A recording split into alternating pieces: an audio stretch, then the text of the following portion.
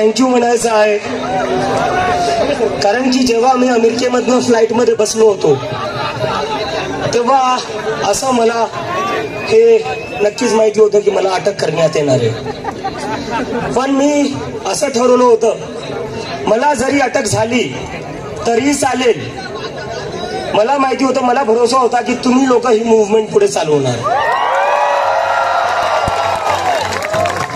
आणि ही तुमचीच ताकद होती, ही तुमचीच शक्ती होती, ज्याच्यामुळं हे लोक मला अटक नाही करू शकले. मी जेव्हा अमेरिकेवरनं निघालो, माझी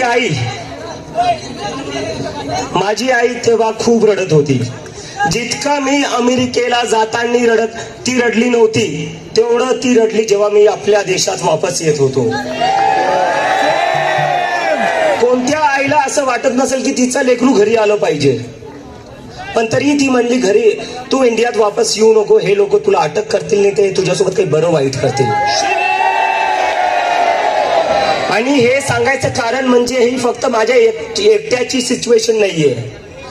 असे सगळे आई वडील इथं बसलेले असतील आज, ज्यांना वाटतं की माझा मुलगा जर राजकारणावर बोलला, माझी मुलगी जर सरकारला प्रश्न विचारेल तर त्यांच्या सोबत काही बरं वाईट होईल किंवा केस टाकल्या जातील. तर ही सगळ्या आई वडिलांच्या मनात भीती आहे. तर मला फक्त त्या आई वडिलांना सांगायचं आहे, तुमच्या मुला मुलींना तुम्ही बोलवण्यापासून थांबू नका. जेलमध्ये जायचं असेल तर मी जाईल, पण तुम्ही तुमच्या मुला मुलींना बोलवण्यापासून थांबू नका. त्यांना बोलू द्या. जोपर्यंत ते बोलणार नाही तोपर्यंत ही सरकार अशीच आपल्याला ग्रँटेड घेत राहील. ते आपल्याला कुठंच होऊ द्यायचं नाहीये.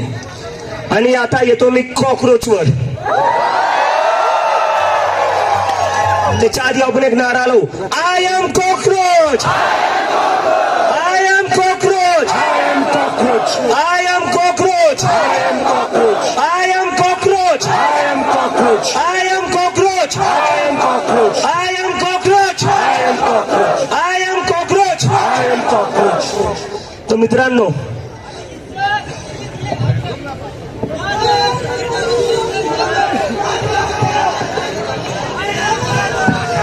करू ते पण करू. आता कॉकरोच जनता पार्टी, जेव्हा मी हे सुरू केलं, हे मजाकमध्ये सुरू झालं होतं, पण हा तुमचा असंतोष होता, हा तुमचा राग होता या सरकाराविरोधात, ज्यांनी या मजाकाला एक सिरियस मूव्हमेंट बनवून टाकलेलं आहे. So thanks to all of you for that. आणि मला जेव्हा हे सुरू झालं तेव्हा बरेचसे लोक मला इंटरव्ह्यू मध्ये विचारत होते, असतील 10 मिलियन, असतील 20 मिलियन, पण हे सगळं सोशल मीडियावर आहे, जमिनीवर कोणीही येणार नाही.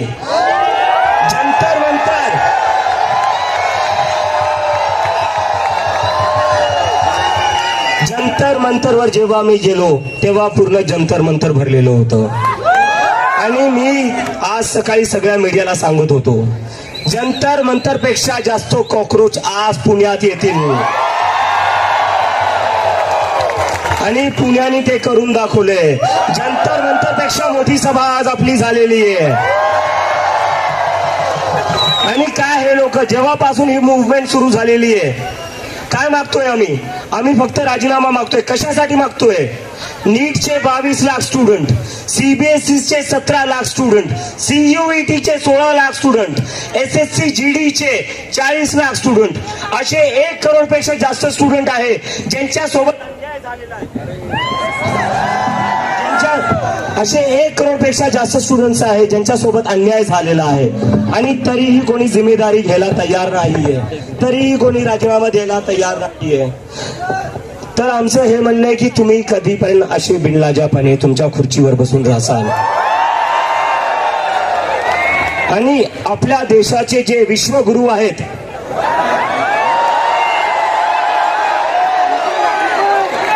जे महामानव आहेत,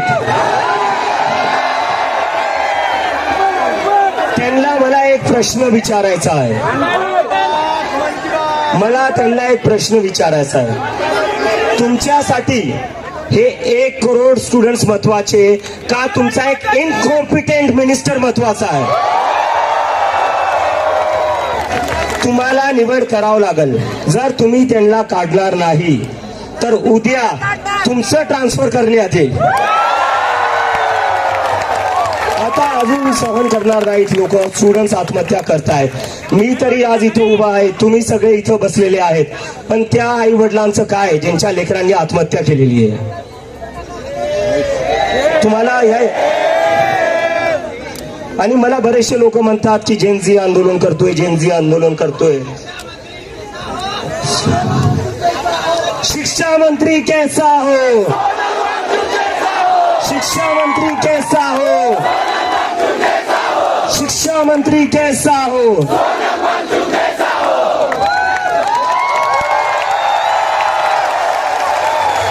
आणि अजून एक सोनम वांगचुक सर,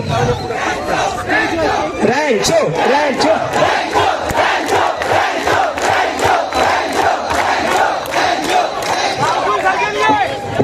सोनम वांगचुक सर हे या देशातले सगळ्यात मोठे एज्युकेशनिस्ट आहेत. अशा माणसाला शिक्षा मंत्री करण्याच्या जागी यांनी जेलमध्ये टाकलेलं होतं.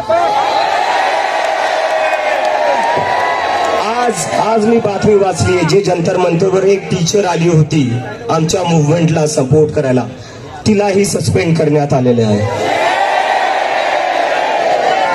मला हे कळत नाहीये, यांना जेलमध्ये टाकण्या जागी, मला जेलमध्ये टाकण्या जागी किंवा त्या टीचरला सस्पेंड करण्या जागी तुम्ही तुमचं काम नीट का नाही करत? तुम्ही पेपर लीक का नाही थांबवत? तुम्ही राजीनामे का नाही घेत? जर तुम्ही राजीनामे घेतले असते तर मला अमेरिकेवरनं इथं यायची गरज पडली नसती. जर तुम्ही धर्मेंद्र प्रधानचा राजीनामा घेतला असता तर इतक्या सगळ्या स्टुडंट्सला आज इथं रस्त्यावर बसावं नसतं लागलं. तर तुम्ही काय चालवलेलं या देशात हा तुम्हाला विचार करावा लागेल. आणि आता मी तुमच्या सगळ्यांना एक रिक्वेस्ट करतो.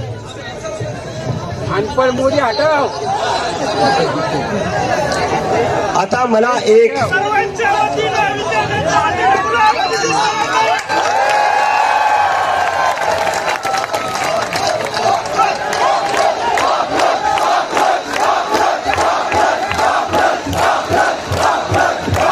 और ये लद्दाख के तरफ से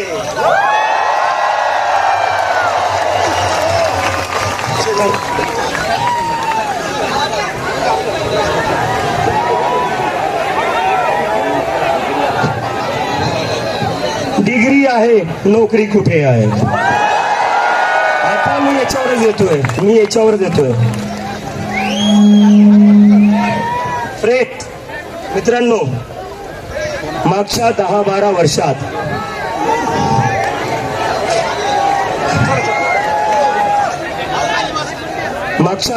वर्षात आपल्या देशात जे राजकारण चालू आहे, जी पॉलिटिक्स चालू आहे, त्याच्यामुळे आपलं काय नुकसान होतंय हे आज आपल्याला समजते. 10-12 वर्षापासून देशात नुसतं हिंदू मुसलमान चालू आहे. याच्यानी हे करता काय? याच्यानी हे आपल्याला कुठं ना कुठं मॅन्युप्युलेट करताय. आपण ऍज अ सिटीजन विचार करणं बंद केलेलं आहे. आपण हिंदू किंवा मुसलमान आहे या पर्स्पेक्टिव्हने आपण विचार करतोय. त्यांना पण हेच पाहिजे, त्यांना डिवाइड करायचं आहे. कारण की जेव्हा तुम्ही स्वतःचा हिंदू म्हणून विचार करसाल, स्वतःचा तुम्ही मुसलमान म्हणून विचार करसाल, तेव्हा तुम्ही फक्त धार्मिक विषयांचाच विचार करसाल. तुम्ही एम्प्लॉयमेंटचा विचार नाही करणार, तुम्ही एज्युकेशनचा विचार नाही करणार, तुम्ही जॉब्स, महागाई याचा विचार नाही करणार. तर हे लोक 10 वर्षात त्या गोष्टीत सक्सेसफुल झालेले आहेत.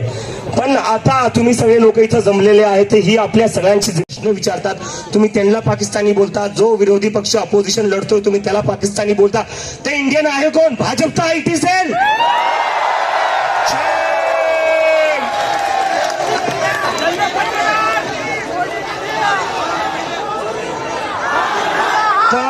आता आम्ही सांगतोय हे हिंदू मुसलमान आणि पाकिस्तानचं चालणार नाही.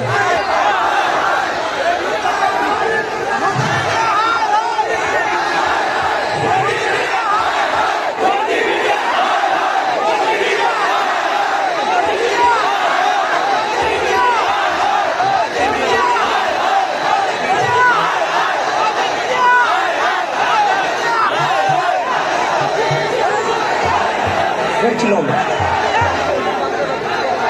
सोनू वांगचूक सरांना पण जेव्हा यांनी महिने जेलमध्ये टाकलं होतं, काय म्हणून टाकलं होतं? अँटी नॅशनल आणि पाकिस्तानी म्हणून जेलमध्ये टाकलं होतं. मी एक म्हणतो, मग ठीक आहे, मला जेलमध्ये टाका, इथं जेवढे मुलं मुली बसले सगळ्यांना जेलमध्ये टाका, पण धर्मेंद्र प्रधानचा राजीनामा द्या. आम्ही सगळे जेलमध्ये जायला तयार आहे, पण धर्मेंद्र प्रधानचा राजीनामा घ्या.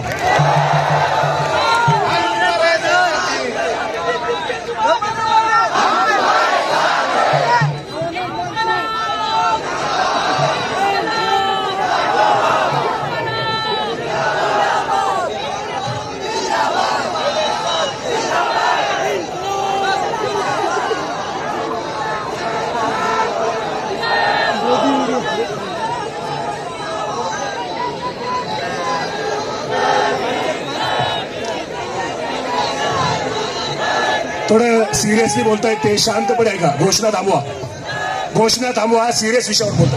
आता बऱ्याचशा लोकांना प्रश्न पडलाय, नक्की कॉक्रोच आहे काय? कॉक्रोच आहे काय? कॉक्रोच हा एक मेसेज आहे की या देशातला युवा तुमच्या पॉलिटिक्सला थकला आहे, तुमच्या पॉलिटिक्सवर फ्रस्ट्रेट झालेला आहे. ज्या सिस्टमवर गिव्हअप केलेला हा कॉक्रोच आहे. आणि भरपूर लोक म्हणतात कॉक्रोच गटारीत असतात, कॉक्रोच इथं असतात तिथं असतात. मी म्हणतो कॉक्रोच तिथं असतात जिथं काही सडलेलं असतं. सिस्टम सडलेलं आहे, त्याला नीट करावं लागेल आणि त्याला कॉक्रोचच आता नीट करणार. तर आपण ज्या गोष्टी ठरवल्या, सगळ्यांनी 20 तारखेला जंतर मंतरला यायचंय. हात वरती करून परत एकदा सांगा, कोण कोण येणार आहे? आणि परत एकदा सांगा, हिंदू मुस्लिम की राजनीति, हिंदू मुस्लिम की राजनीति, हिंदू मुस्लिम की राजनीति. धर्मेंद्र प्रधान इस्तीफा दो, धर्मेंद्र प्रधान इस्तीफा दो, धर्मेंद्र प्रधान इस्तीफा दो, धर्मेंद्र प्रधान इस्तीफा दो, धर्मेंद्र प्रधान इस्तीफा दो, धर्मेंद्र प्रधान इस्तीफा दो, धर्मेंद्र प्रधान इस्तीफा दो, धर्मेंद्र प्रधान इस्तीफा दो, धर्मेंद्र प्रधान इस्तीफा दो, धर्मेंद्र प्रधान इस्तीफा दो.